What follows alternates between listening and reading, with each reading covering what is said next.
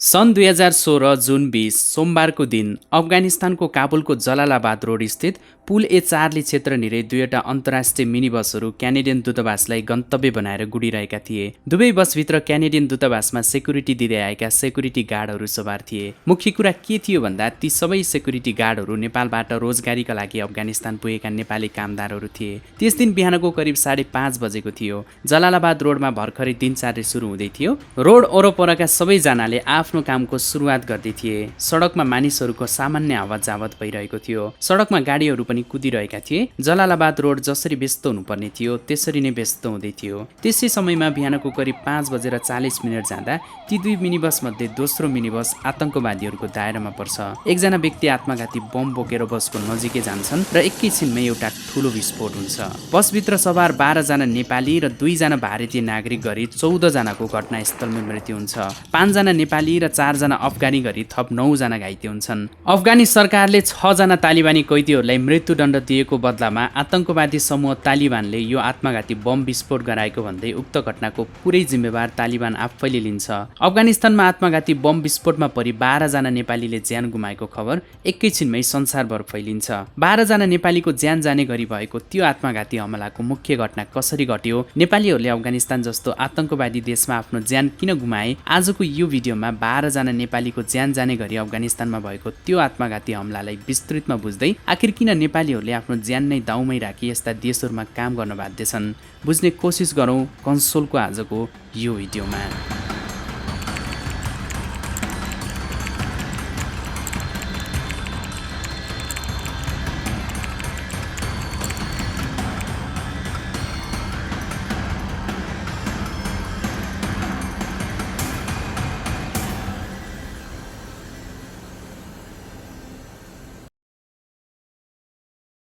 काठमाडौँका 3 जना चन्द्रबहादुर राणा मगर, विदुरबहादुर सुवेदी छेत्री, अर्का एकजना हरिबहादुर बडुवाल छेत्री, त्यसैगरी नुवाकोटका पनि 3 जना डम्बरबहादुर तामाङ, मधुसूदन कोइराला र लीलबहादुर गुरुङ, त्यसैगरी लमजुङका अमृतबहादुर थापा, चितवनका कृष्णबहादुर ढुङ्गाना, सेङ्जाका सुबबहादुर गुरुङ, बुटोलका जितेन्द्र सिंह थापा, पर्वतका नवीनबहादुर छेत्री र सुनसरीका अकुल तामाङ, यी सबै 12 जना नेपाली आफ्नो देशमै रोजगारीको कुनै टुङ्गो नदेखेपछि सबर सेक्युरिटी नाम गरेको बेलायती सेक्युरिटी कम्पनी मार्फत अफगानिस्तानमा रहेको क्यानेडियन दूतावासलाई सेक्युरिटी दिन सेक्युरिटी गार्डको रूपमा अफगानिस्तान पुग्छन्। यी सबै 12 जना नेपाली मध्ये कतिपय पूर्व सेनामा कार्यरत थिए, जसमध्ये बुटोलका जितेन्द्र सिंह थापा पनि भारतीय सेनामा कार्य गरेका भूपू भारतीय सैनिक थिए। सबैको आर्थिक अवस्था कमजोर थियो, कोही ऋणको चपेटामा परेका थिए भने कसैलाई साँझ बिहान हातमुख जोड्न पनि गाह्रो भइरहेको थियो।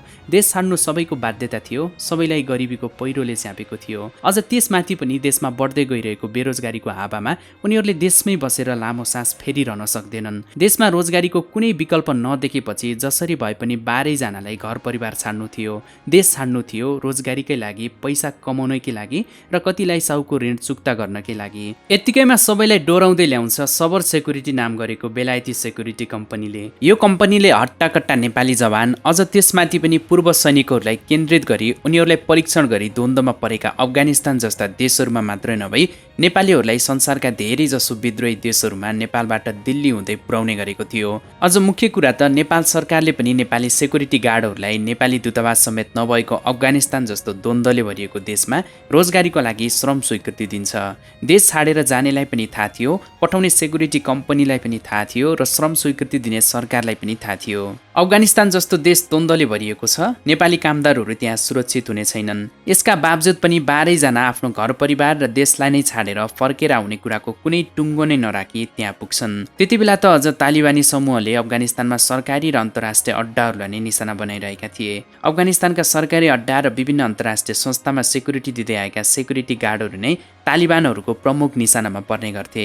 यसभन्दा पहिला पनि सन् 2011 को अप्रिल 1 मा उत्तरी अफगानिस्तानमा अवस्थित संयुक्त राष्ट्रसङ्घको एसिस्टेन्ट मिसनको अफिसमा ड्युटी गर्दै आइरहेका 4 जना नेपाली सेक्युरिटी गार्डहरूमाथि आक्रमणकारीहरूले अन्धधुन्ध गोली चलाउँदा 4 जना नेपालीको ज्यान गएको थियो। यो घटनाको घोर भत्सना गर्दै तत्कालीन संयुक्त राष्ट्रसङ्घका महासचिव बान की मुनले आक्रमणमा मारिएका नेपालीहरूका परिवारप्रति गहिरो समवेदना व्यक्त पनि गरेका थिए। तत्कालीन प्रधानमन्त्री झलनाथ खनालले त अझ संयुक्त राष्ट्रसङ्घका महासचिव बान की मुनसँग फोनमा कुरा गर्दै यो दुःखद घटना भए पनि नेपालले संयुक्त राष्ट्रसङ्घलाई आफ्ना शान्ति स्थापनाका मिसनहरूमा समर्थन र सहयोग जारी राख्ने विश्वास व्यक्त गरेका थिए। नेपालले UN र अन्य अन्तर्राष्ट्रिय संस्थाहरूको शान्ति स्थापना मिसनहरूमा नेपाली सैनिक र नेपाली कामदारहरूलाई द्वन्द्व र विद्रोहहरूले भरिएका विभिन्न अफ्रिकी मुलुक र अफगानिस्तान जस्ता देशहरूमा योभन्दा पहिला पनि पठाउने गरेको थियो। श्रम तथा रोजगार मन्त्रालयले पनि अन्तर्राष्ट्रिय संस्थाहरू बाहेक अन्य क्षेत्रका लागि नेपालीहरूलाई श्रम स्वीकृति भने दिने गरेको थिएन। यस्ता देशहरू द्वन्द्वले भरिएका छन् भन्ने कुराको अवगत हुँदाहुँदै पनि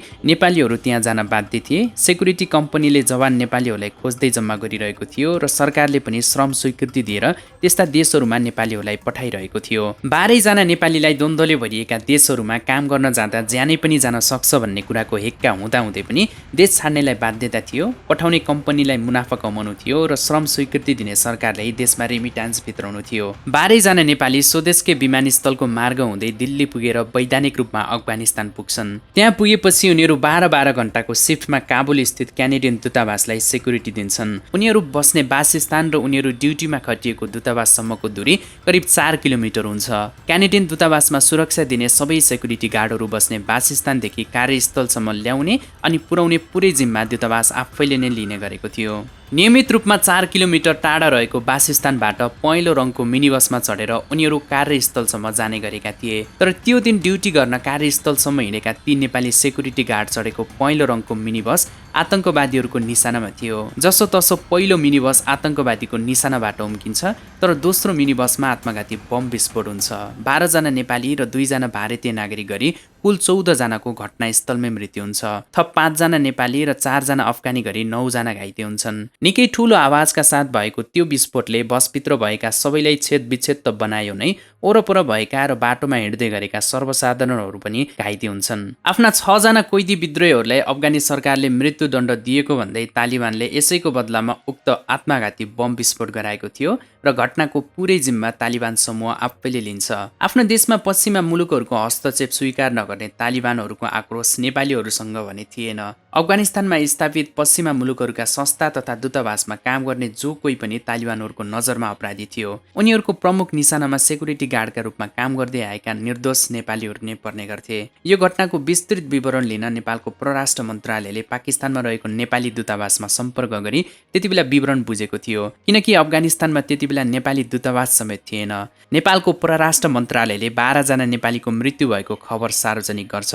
धन कमाउन घर परिवार छाडेर छिट्टै नै घर फर्किने आश्वासन दिएर रोजगारीको लागि अफगानिस्तान पुगेका 12 जना काठको बाकसमा फर्किन्छन्। सबैजनाका कैयौं सपना र घर परिवारसँग फेरि भेट हुने उनीहरूको इच्छा सदाको लागि अन्त्य हुन्छ। धन कमाएर सकुशल स्वदेश फर्किएको हेर्न चाहेका 12 जनाका आफन्तहरूले त्रिभुवन विमानस्थलमा उनीहरूलाई काठको बाकसमा देख्छन्। 12 कक्षामा पढ्दै गरेकी आस्थाले आफ्नो बुबालाई गुमाउँछिन्। 30 वर्षकी सञ्जिताले आफ्नो श्रीमान गुमाउँछिन्। गहभरी आँसु लिएर आफ्नो 4 महिनाको दुधे बालकसहित विमानस्थल पुगेकी सञ्जिताले मुटु कसेर श्रीमानको शव बुझ्छिन्। परिवारलाई सुख सयलमा राख्ने र सुखी जीवन बिताउने सबैको सपना आतंकवादीहरूको बमको छल्लासँगै बिलाउँछ। बाबुआमाले छोरा गुमाउँछन् र छोराछोरीले बाबु गुमाउँछन्। गुमाउनुको चोट जसलाई पर्यो गुमाउनेहरूलाई नै पर्यो। आफ्नाले गुमाएका सबैलाई सधैँभरिका लागि अत्यन्तै ठूलो चोट पर्छ। दुःखदको त्यो घडीमा भारतीय प्रधानमन्त्री नरेन्द्र मोदीले ट्विट मार्फत मृतकप्रति श्रद्धाञ्जली व्यक्त गर्दै नेपाल र नेपालीहरूको दुःखमा भारत सहयोगका लागि सधैँ तयार रहने कुरा व्यक्त गर्छन्। देशका तत्कालीन प्रधानमन्त्री केपी शर्मा ओलीले त्रिभुवन अन्तर्राष्ट्रिय विमानस्थलमै पुगेर मृतकका परिवारहरूप्रति श्रद्धाञ्जली अर्पण गर्छन्। तत्कालीन उपप्रधान तथा परराष्ट्र मन्त्री कमल थापाले पनि घटनाको भत्सार्न गरेका थिए। आतंकवादका सबै प्रकार एवं स्वरूपलाई भर्त्सना गर्ने नेपाल सरकारको स्पष्ट अडान रहिआएको छ। यसै पृष्ठभूमिमा नेपाल सरकार यस घटनाको जोरदार रूपमा भर्त्सना गर्दै घटनाका पछाडि रहेको आपराधिक तत्त्वहरूलाई न्यायको कठघरामा ल्याइनेछ भन्ने नेपाल सरकारले विश्वास व्यक्त गरेको छ। पीडाको बेला सरकार र नेताहरूले सहानुभूति प्रकट गर्नु स्वाभाविक हो, तर विदेशमा यसरी सयौं निर्दोष नेपालीहरूले अकालमा ज्यान गुमाउँदा यसको रोकथाम गर्न सरकारले सकिरहेको छैन। विदेशमा ज्यान गुमाउने सबै नेपालीहरूको परिवारलाई सरकारले केही राहत उपलब्ध गराएर उनीहरूको चोटमा मलम लगाइदिए पनि उनीहरूको घाउ सदाको लागि निको पार्न भने सक्दैन। आखिर रोजगारीको लागि नेपालीहरू अफगानिस्तानमा नै किन? वैधानिक रूपमा अफगानिस्तान नेपाली कामदारहरूका लागि खुल्ला गरिएको छैन, तर पनि बेरोजगारीको पीडाले वार्षिक सयौं नेपालीहरूलाई त्यहाँसम्म पुर्याउने गरेको छ। अवैधानिक रूपमा नै धेरै जसो नेपालीहरू त्यहाँसम्म पुग्ने गरेका छन्। नेपाल, दिल्ली, दुबई र पाकिस्तानको मार्ग हुँदै नेपालीहरू त्यहाँसम्म पुग्ने गरेका छन्। नेपाल सरकारले UN र सरकारी क्षेत्र बाहेक अन्य क्षेत्रमा त्यहाँ पुगेर काम गर्न रोक लगाएको छ, तर पनि त्यहाँ कैयौँ नेपालीहरू बिचौलियाको भरमा पुग्ने गरेका छन्। मासिक 1 लाखभन्दा बढी कमाइको प्रलोभन देखाएर बिचौलियाहरूले भारतीय विमानस्थल हुँदै नेपालीहरूलाई त्यहाँसम्म पुर्याउने गरेका छन्। नेपालीहरू अफगानिस्तानसम्म पुग्ने सजिलो मार्ग बनेको छ दुबई। सुरुमा कुनै कम्पनी मार्फत दुबई पुग्ने र त्यहाँ पुगेपछि राम्रो कमाइ हुने प्रलोभनमा परि अफगानिस्तानसम्म पुग्ने गरेका छन् कैयौँ नेपालीहरू। नेपालबाट दुबईका लागि श्रम स्वीकृति लिएका सम्बन्धित सेक्युरिटी कम्पनीहरूले नै नेपाली सुरक्षा गार्डहरूलाई अफगानिस्तानसम्म पुर्याउने गरेका थिए। धेरै कमाइ हुने प्रलोभनमा नै परेर अधिकांश नेपालीहरू त्यहाँसम्म पुग्ने गरेका छन्। नेपालमै रोजगारीको कुनै बाटो र विकल्प नदेखेका कैयौँ नेपालीहरू आज पनि दैनिक हजारौंको दरले देश छाड्न बाध्य छन्। ट्रेडिङ इकोनोमिक्सले दिएको डेटा अनुसार नेपालको बेरोजगारीता दर कुल जनसङ्ख्याको 10.7% रहेको छ भने अफगानिस्तानको बेरोजगारीता दर कुल जनसङ्ख्याको 13.3% रहेको छ। सार्क राष्ट्रहरूमा सबैभन्दा बढी बेरोजगारीको दर अफगानिस्तानमा नै छ। यसका बावजुद पनि नेपालमा दिन प्रतिदिन बढ्दै गएको बेरोजगारीको दरले गर्दा नै नेपालीहरू जसरी भए पनि देश छाड्ने चाहनामा छन्। विदेशमा जस्तोसुकै परिस्थिति भए पनि, जति नै द्वन्द्वले घेरिएको भए पनि विदेशमा पुगेर आफ्नो जीवज्यानको परवाह नै नगरी नेपालीहरू जस्तोसुकै काम गर्न पनि तयार छन्। धेरै जसो नेपालीहरू अवैधानिक रूपमा नै श्रम स्वीकृति नलिई चोर बाटो हुँदै धेरै कमाउने आशमा विदेशी मुलुकमा पुगिरहेका छन्। नेपालीहरू चोर बाटो हुँदै यसरी परदेशमा जाँदा उनीहरूको त्यहाँ ज्यान गयो भने पनि राज्यले कुनै पनि कानुनी उपचार गर्न सक्दैन।